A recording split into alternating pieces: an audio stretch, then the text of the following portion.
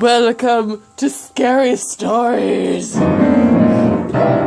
from Canada. Today's tale comes from Alberta.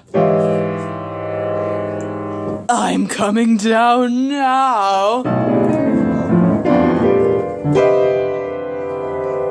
There was an abandoned house sitting in the middle of a fancy neighborhood in Calgary that nobody would go near. And I mean nobody. Now, my pal Albert was the agent in charge of selling that haunted house, and he tried everything in his power to close the deal. But folks were too plumb scared to make an offer, even at rock-bottom prices.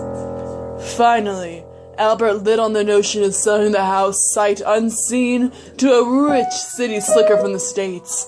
It worked like a charm, too, until the day the city slicker decided he wanted to visit the property after all.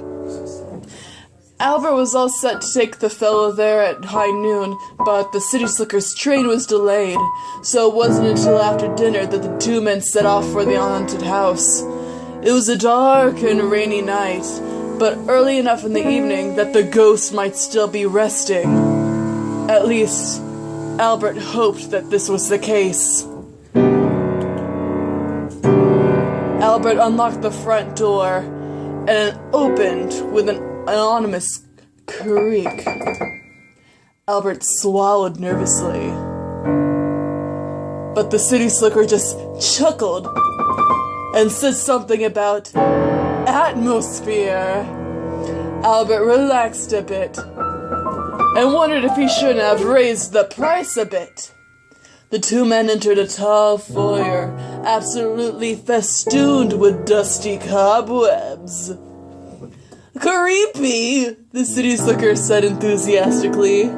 He bounded energetically into the center of the foyer. "Come to me, foul spirits," he intoned loudly. Immediately, the whole house rang with a sinister, unearthly chuckle. Then an unearthly voice boomed. "I'm coming down now."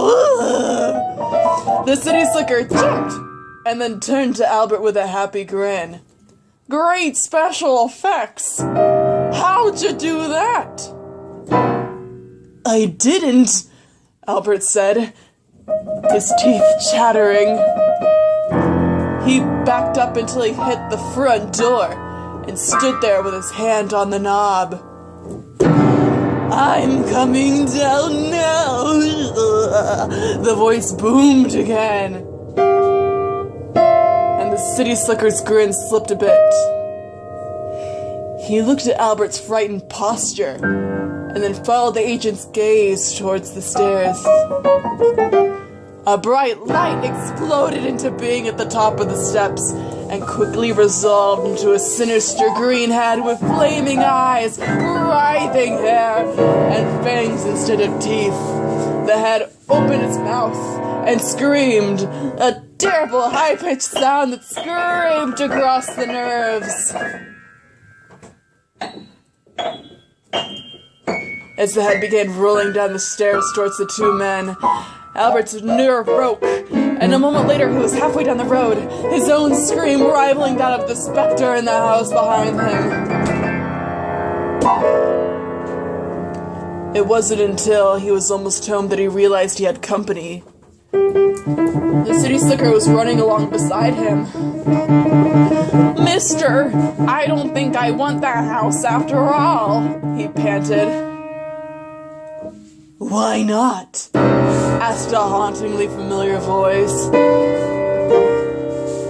Albert and the city slicker looked over and saw the green head with flaming red eyes keeping pace with them as they raced down the street.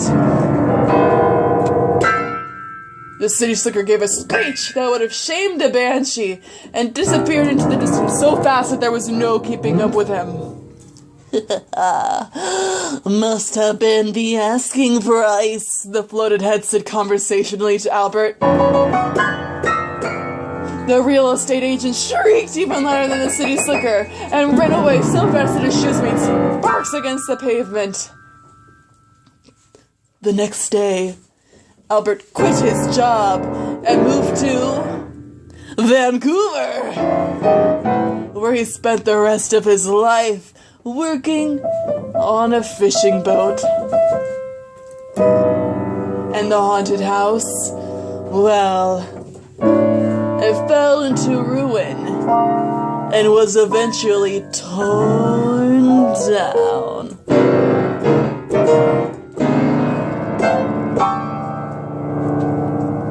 Thank you for tuning into Scary Stories.